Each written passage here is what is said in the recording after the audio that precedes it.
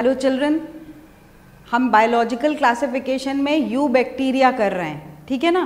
और you bacteria जो है वो बहुत वास्ट टॉपिक है। एनसीईआरटी ने सिर्फ 1.5 पेज में वो कंप्लीट कर दिया है, लेकिन नीट में बैक्टीरिया में मैं आपको पहले भी बता चुकी हूँ सब कुछ आता है, इसलिए मैं उसका एक एक टॉपिक अलग अलग से डिटेल में कर रही हूँ।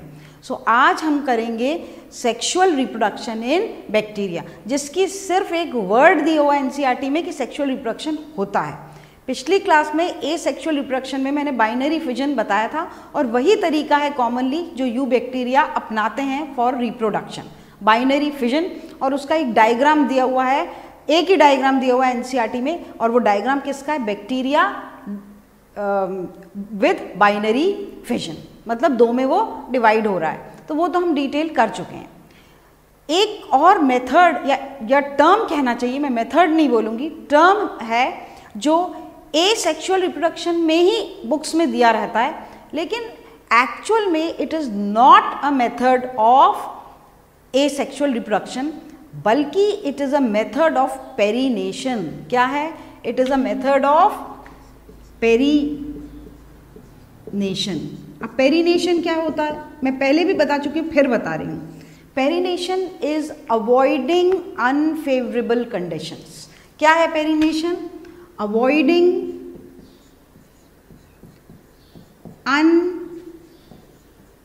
Unfavourable conditions. खराब मौसम की कंडीशंस हो, खाना नहीं मिल रहा हो, ये सब, बहुत टेम्परेचर, एनवायरनमेंट टेम्परेचर हाई हो गया हो, टेम्परेचर लो हो गया हो, ऐसे वक्त ए सेक्सुअल रिप्रोडक्शन मतलब बाइनरी फिजन नहीं हो पाता बैक्टीरिया में। वो कोई दूसरा मेथड अपनाता है, कभी सेक्सुअल रिप्रोडक्शन, लेकिन वो बहुत कॉमन नहीं है। तो उसको डर है कि वो बैक्टीरिया सरवाइव नहीं कर पाएंगे। अपने आप को सरवाइव रखने के लिए, अपने आप को जिंदा रखने के लिए ये एक मेथड है, उसको बोलते हैं perennation, avoid unfavourable conditions. Clear है ये? अब ये सारे यू बैक्टीरिया कैसे करते हैं, उनके पास एक तरीका है, उसको करें। शॉर्ट नोट उस पे आता है, ZZ डालिए उस टर्म पे, endospore formation, by endospore formation. ठीक है, एंडोस्पोर, एंडो मतलब होता है अंदर, स्पोर कोई कवर्ड चीज, कोई कवर्ड चीज है तो उसको बोलते हैं स्पोर, गोल सी कवर्ड चीज है तो उसको बोलेंगे स्पोर। तो एक एंडोस्पोर बना लेते हैं बैक्टीरिया जब उनको अनफेवरेबल कंडीशंस को पार करना रहता है, ठीक है, और अपने आप को जिंदा रखना है, मतलब पेरिनेट करना है। एंडोस्पोर फॉर्मेशन जो होता है वो, जैसे ये बैक्टीरिया है तो उसमें या तो एक कोने में होगा, दैट इज टर्मिनल, ठीक है, या फिर बीच में होगा, दैट इज सेंट्रल, या फिर थोड़ा सा एक छोर से अलग, तो उसको बोलते हैं सब टर्मिनल। इसको लैटरल भी बोल सकते हैं, सब टर्मिनल। तो यूजुअली एंडोस्पोर जो स्पोर है, ये एंडोस्पोर है, वो कितने बनते हैं? यूजुअली 1। एक बैक्टीरिया में, अधिकतर बैक्टीरिया में जनरल टेंडेंसी क्या है? एक एंडोस्पोर बनेगा, लेकिन रेयर एग्जाम्पल्स हैं जहां मोर देन 1 स्पोर्स एंडोस्पोर बनाते हैं bacteria, those are rare. Commonly 1 endospore formation देखा गया है, और वो किनारे पे हो सकता है बैक्टीरिया के, बीच में फॉर्मेशन हो सकता है, या सब टर्मिनल। क्या होता है? Very simple, all the cytoplasm and everything accumulates at one end. एक एंड पे सारा साइटोप्लाज्म और सब वो इधर मूव होता है और वो एक्यूमुलेट होता है, और उसके आसपास ये मेम्ब्रेन, अंदर की जो मेम्ब्रेन है वो कवर करती है, फिर 3 लेयर्ड थिक वॉल बन जाती। कितने? 3 लेयर्ड थिक वॉल आ जाती है, और सारा साइटोप्लाज्म और जो जीनोम था वो इसके अंदर सिमट के एक तरफ इकट्ठा हो जाता है। और ऐसा स्पोर, वो very thick wall 3 layered spore, thick walled spore क्या कहलाता है? एंडोस्पोर। अब जब तक मौसम खराब है ये थिक वॉल से कवर्ड स्पोर रहेगा, अंदर सब चीज़ें मेटाबॉलिज्म क्या क्या हो जाएगा? मेटाबॉलिज्म, अंदर जो हरकतें होती हैं साइटोप्लाज्म में, जो रिएक्शंस होते हैं उसको बोलते हैं मेटाबॉलिज्म, वो सब स्लो हो जाएंगे। ठीक है। और ये जो वॉल है, जो अंदर वाली वॉल है, सबसे थर्ड लेयर अंदर inner most, it is made up of protein, जो कि इसको काय से बचाएगी। और बाहर की मेम्ब्रेन जो है वो लिपिड और प्रोटीन की है, लिपिड एंड प्रोटीन की है मेम्ब्रेन, उसको बोलते हैं। जो बाहर, जो सबसे बाहर वाली है उसको बोलते हैं एक्सोस्पोरियम, लेयर को क्या बोलते हैं? एक्सोस्पोरियम। फिर बीच वाली जो है उसको बोलते हैं कॉर्टेक्स, वेरी थिक कॉर्टेक्स। ठीक है। और एक अंदर की होती है लेयर प्रोटीन की। सो ये जो 3 लेयर्स हैं, they are protecting the everything of the bacteria inside them, that is cytoplasm, genome, कोई उसको खराब। और इतनी थिक वॉल होती है, और ये जो वॉल्स हैं या इनमें प्रेजेंट होता है, इनमें डिपिकोलिनिक एसिड विद कैल्शियम आयंस। ठीक है। डिपिकोलिनिक एसिड ये खास मौजूद होता है, कौन सा? Dipicolinic acid with calcium ions, and it acts as anti coagulant.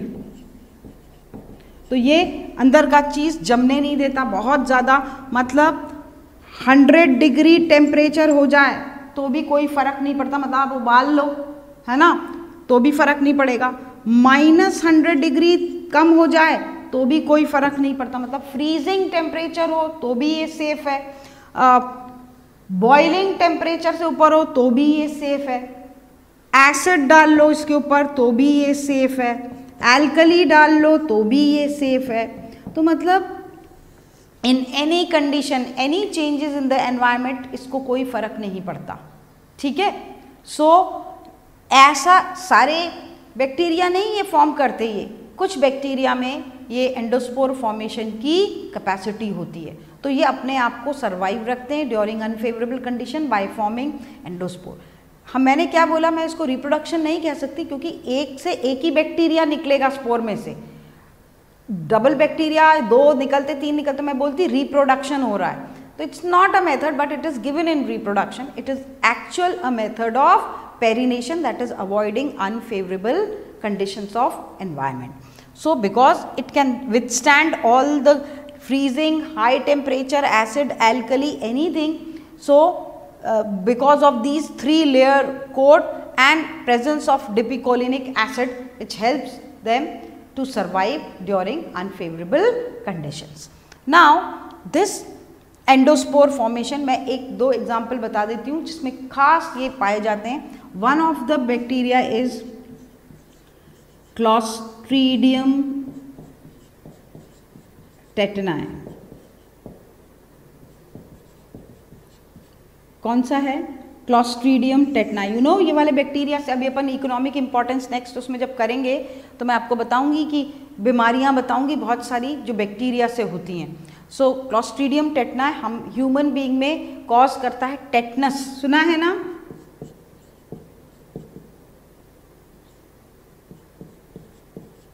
क्या कॉज करता है? टेटनस। कौन सी बीमारी कॉज करता है? टेटनस। जब आप लोग गिर जाते हैं, लग जाती है, कोई लोहे की चीज़ से कट जाता है तो बोलते हैं ना टेटनस टॉक्साइड लगा के आओ इंजेक्शन।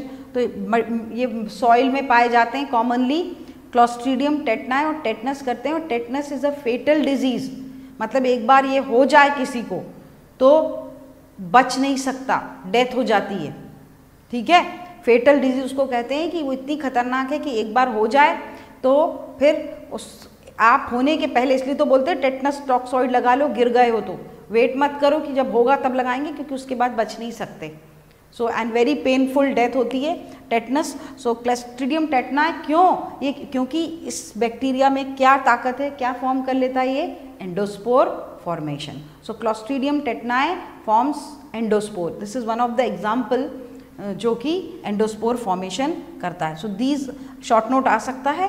तो it's a method of perennation, thick wall होता है, 3 लेयर्ड थिक होता है, मेटाबॉलिज्म स्लो होता है, डिपिकोलिनिक एसिड मौजूद होता है, एंड कोई भी टेम्परेचर या प्रेशर या एसिड या एल्कली सबको विथस्टैंड कर लेता है, इसलिए ये किसी भी चीज़ से मरता नहीं है।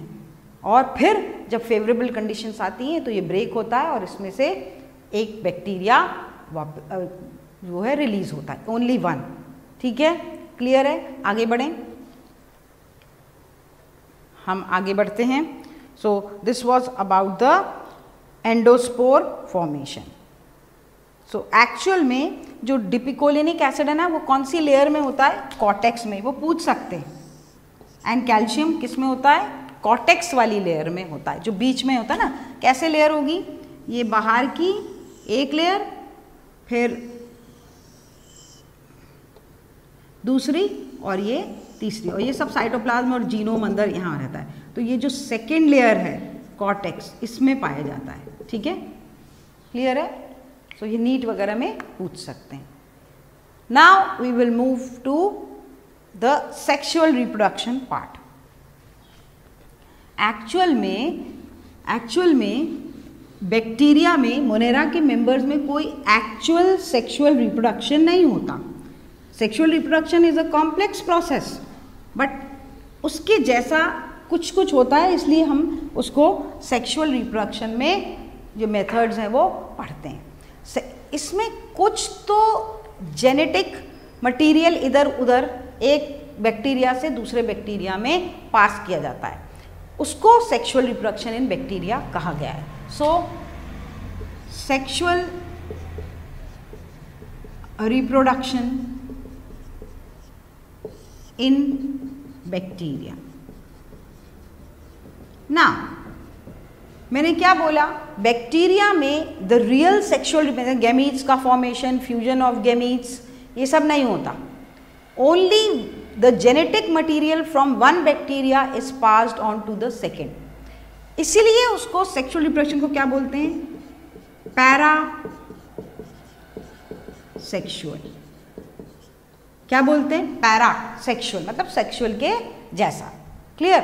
अब वो 3 तरीकों से अगर बैक्टीरिया में होता है, कुछ बैक्टीरिया में होता है, तो वो 3 तरीकों से होता है। एक है कॉन्जुगेशन, दूसरा है ट्रांसफॉर्मेशन,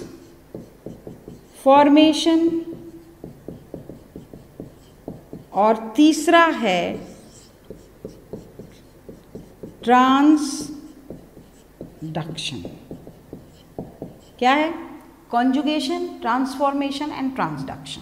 ठीक है, पहले हम देखते हैं दैट इज मोस्ट, इन तीनों में कॉमन टाइप का जो सेक्सुअल रिप्रोडक्शन का के टाइप का तरीका बैक्टीरिया में मिलता है, यू बैक्टीरिया में, दैट इज कॉन्जुगेशन।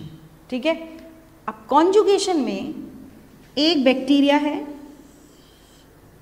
ये इसका जीनोम है, और आपको शायद याद होगा जो भी बैक्टीरिया कॉन्जुगेट करता है उसके पास कौन सा प्लाज्मिड होता है? F plasmid. याद आया? कौन सा प्लाज्मिड होता है? Only those bacteria are capable of conjugation which are having F plasmid. F plasmid क्या? Fertility factor. F plasmid is fertility factor जिसके पास है। ठीक है, उसको क्या कहा जाता है ये भी आपको मालूम है, मेल और F प्लस और डोनर, इतने सारे नाम हैं उसके। ठीक है, क्योंकि वही जेनेटिक मटेरियल डोनेट करने वाला है। तो और उसके पास क्या होता है? 1 to 4 हॉलो सेक्स पिलाई। ठीक है, वो दूसरे बैक्टीरिया से कॉन्जुगेट करेगा। क्या करेगा? दूसरे बैक्टीरिया से कॉन्जुगेट करेगा, वो ज्वाइन हो जाएगा। क्योंकि उसके पास हॉलो क्या है, सेक्स पिला है। ये बात क्लियर है। अब क्या ये जो प्लाज्मिड है डीएनए का, सर्कुलर डीएनए का टुकड़ा है, ये अपनी कॉपी बनाएगा। क्या बनाएगा? अपनी कॉपी। मैंने बताया था ये अपनी कॉपी बना सकते हैं, ये रेप्लिकेट कर सकते हैं। जब मैंने प्लाज्मिड, ये अपनी कॉपी बनाएगा और वो कॉपी जो है, वो कॉपी किस में चली जाएगी? दूसरे वाले बैक्टीरिया में।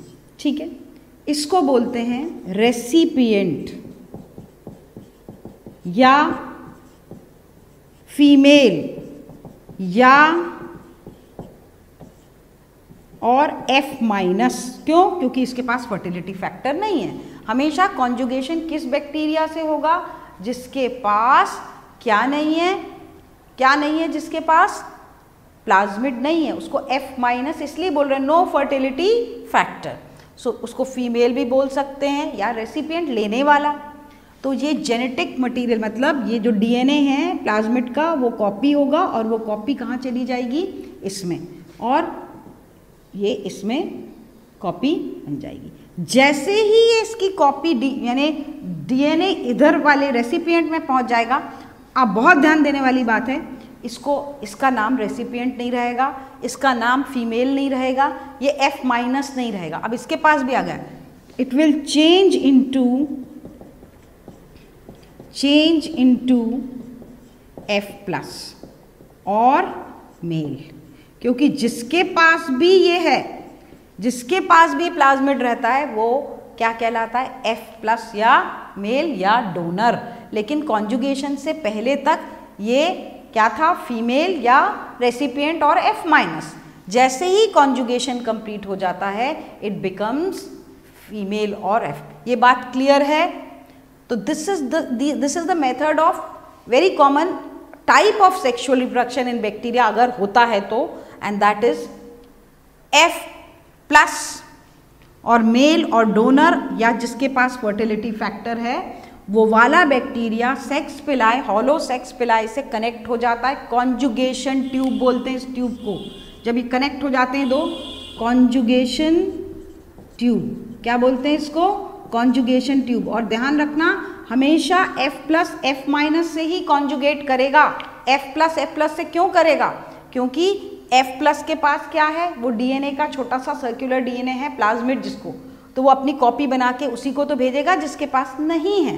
क्लियर है ये बात? So this is about the conjugation. अब कॉन्जुगेशन में, इसी में मैं आपको एक और तरीका बताऊंगी जो थोड़ा सा, मतलब कॉन्जुगेशन का ही स्टाइल है, लेकिन वो थोड़ा सा इससे कॉम्प्लिकेटेड है। और ये कॉन्जुगेशन का जो तरीका है, ये ई कोलाई में, ई कोलाई मतलब बैक्टीरिया का नाम है इस्चरीचिया कोलाई, इस्चरीचिया कोलाई, उसमें लेडरबर्ग ने बताया था।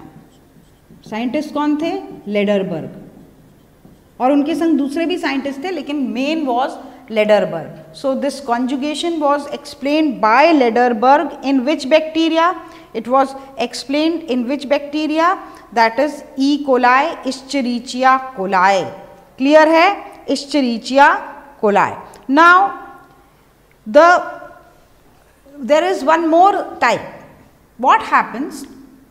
Sometimes जब ये बैक्टीरिया का कॉपी दूसरे F माइनस या फीमेल में जाता है, तो मैं आपको डिफरेंट कलर से बताती हूँ ये क्या कर जाता है। ये F माइनस या फीमेल जो है वो किस में इनकॉर्पोरेट हो जाता है?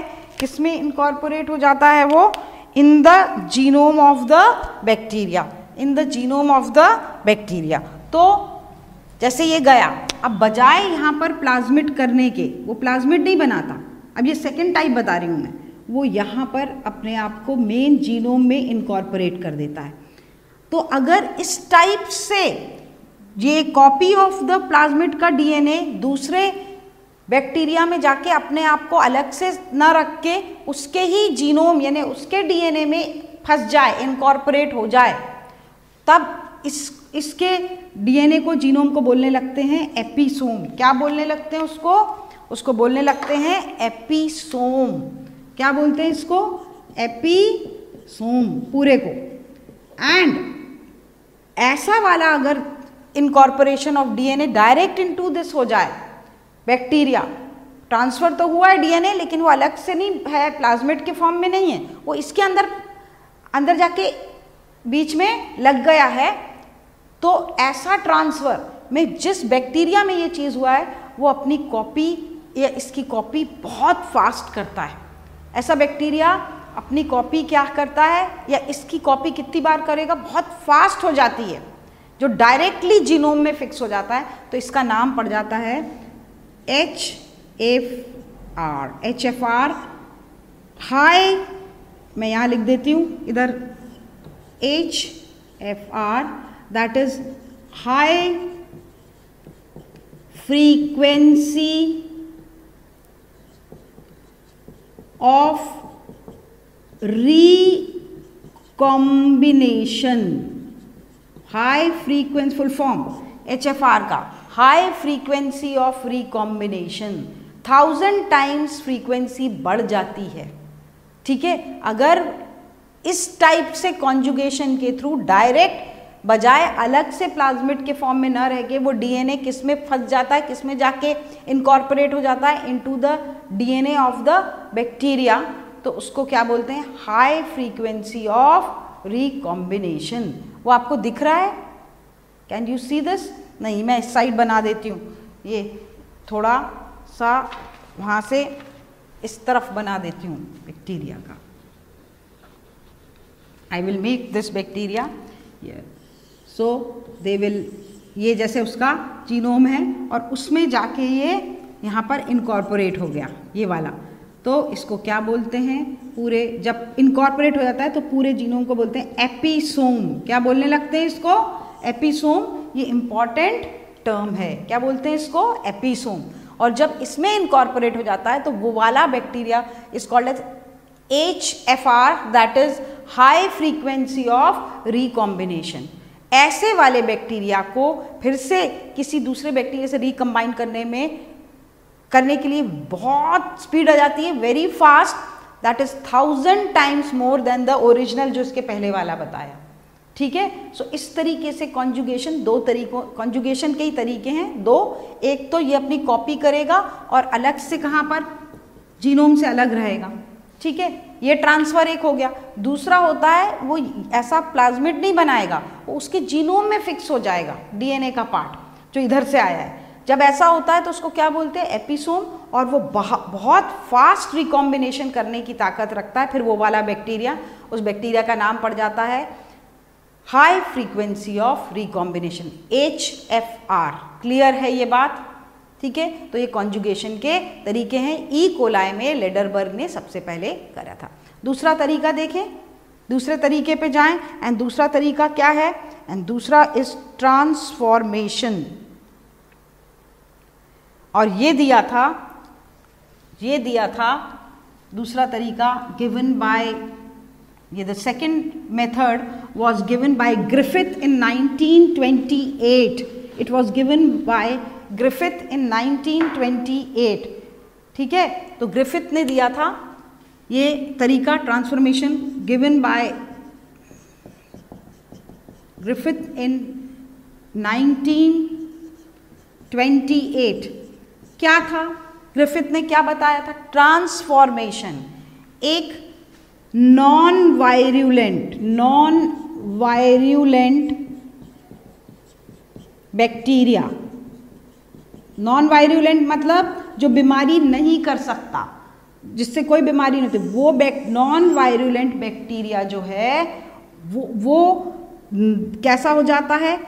Turns virulent. वो बीमारी करने वाली ताकत आ जाती है उसमें। कब? जब उस बैक्टीरिया को ऐसे मिक्सचर में रखो जिसमें वायरुलेंट वाले बैक्टीरिया पड़े हैं और वो कैसे हैं? डेड हैं। अगर डेड वायरुलेंट वाले बैक्टीरिया पड़े हैं तो जो दोनों के मिक्सचर में ये बैक्टीरिया में इसका क्या ट्रांसफॉर्म हो जाएगा? जीनोम। क्या ट्रांसफॉर्म हो जाएगा? इनका जीनोम इसमें पहुंच जाएगा। मैंने क्या बोला, जीनोम मतलब डीएनए, जेनेटिक मटेरियल का ट्रांसफर क्या कहलाता है बैक्टीरिया में, सेक्सुअल रिप्रोडक्शन। तो एक तरीका ये ट्रांसफॉर्मेशन है, ये ग्रिफिथ ने बताया था कि अगर किसी बीमारी नहीं करने वाला बैक्टीरिया को डेड बीमारी करने वाले बैक्टीरिया के संग मिक्सचर एक रखा जाए तो कुछ समय बाद ये non virulent turns into virulent. पता किया कि क्यों बीमारी करने लगा, तो देखा कि वो बीमारी वाला का कुछ डीएनए का हिस्सा किसमें ट्रांसफॉर्म हो गया है, इनटू नॉन वायरुलेंट। इधर से इधर आया ना, तो एक टाइप का ये क्या हो गया, टाइप का सेक्सुअल रिप्रोडक्शन। ये ग्रिफिथ ने बताया था। पर बहुत सालों तक ये नहीं पता चल पाया था कि जो चीज़ ट्रांसफॉर्म हुई है कब तक, 1944 तक। सो 1944 तक ये पता नहीं चल पाया था कि जो भी चीज़ ट्रांसफर हुई है वो क्या है। तो वो बताई थी 3 साइंटिस्ट, इंपॉर्टेंट हैं, ZZ Avery, MacLeod and McCarthy. Avery, MacLeod and McCarthy 3 scientist थे। उन्होंने 1944 में ये बात बता दी कि जो यहाँ से यहाँ चीज़ ट्रांसफॉर्म हुई है, एक बीमारी करने वाले डेड बैक्टीरिया के अंदर से कुछ तो गया है इन द नॉन वायरुलेंट। जब दोनों को संग में रखा और वो जो गई वाली चीज़ है वो क्या है, it is what is transformed, it is DNA, that is the genetic material. क्या ट्रांसफॉर्म हुआ है, it is the genetic material. ठीक है, सो ये बात क्लियर है आप सबको कि कैसे ट्रांसफॉर्मेशन का एक्सपेरिमेंट ग्रिफिथ ने बताया। सबको क्लियर है ग्रिफिथ ने कैसा ट्रांसफॉर्मेशन का, और जो बैक्टीरिया यूज किया गया था वो था स्ट्रेप्टोकोकस निमोनिया या स्ट्रेप्टोकोकस जो बैक्टीरिया था वो यूज किया गया था for this experiment of transformation. Clear है। अब हम तीसरे पे जाएंगे, दैट इज ट्रांसडक्शन। ट्रांसडक्शन दिया था 1952 में Zinder, ZIN, Zinder and Lederberg, दोनों साइंटिस्ट ने मिलकर ये फिनोमेना बताया था। ट्रांसडक्शन जिंडर एंड लेडरबर्ग ने दिया था। किन्होंने दिया था, जिंडर एंड लेडरबर्ग ने दिया था। अब इन्होंने क्या बताया था कि transfer of foreign genes by means of viruses. तो इनने कैसे बताया था, ट्रांसफर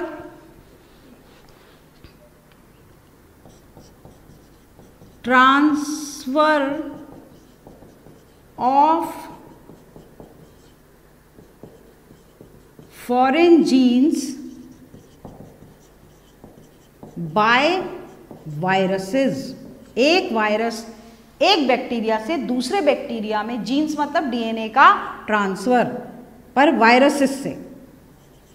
ठीक है, और वो खास वायरसेस का ग्रुप कौन सा, बैक्टीरियोफेजेस। कौन सा ग्रुप, बैक्टीरियोफेजेस ग्रुप के वायरसेस के द्वारा डीएनए का ट्रांसफर एक बैक्टीरिया से दूसरे बैक्टीरिया में क्या कहलाता था, ट्रांसडक्शन। क्या कहलाता था, it was called as transduction. और ये पहली बार रिपोर्ट किया था किस बैक्टीरिया में, पहली बार रिपोर्ट किया था इन बैक्टीरिया सैल्मोनेला टाइफीम्यूरियम।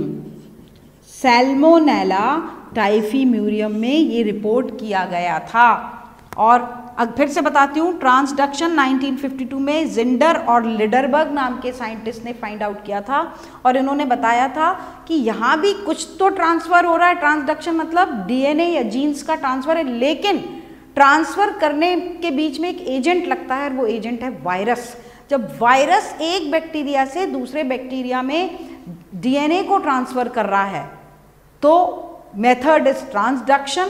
किस बैक्टीरिया में? सैल्मोनेला टाइफीम्यूरियम में देखा गया। और कब? 1952 में। इसको बोला गया वायरसेस, बैक्टीरियोफेजेस वायरसेस इस काम के लिए, ट्रांसफर के लिए हेल्प करते हैं। सो 3 टाइप के सेक्सुअल रिप्रोडक्शन, कॉन्जुगेशन सबसे इंपॉर्टेंट है इसमें। So this complete sexual reproduction in bacteria as well as asexual binary fission and even the endospore formation. Clear है? So with that we will end this class और next में हम continue करेंगे bacteria का कुछ और पार्ट, यू बैक्टीरिया का कुछ और पार्ट। Thank you.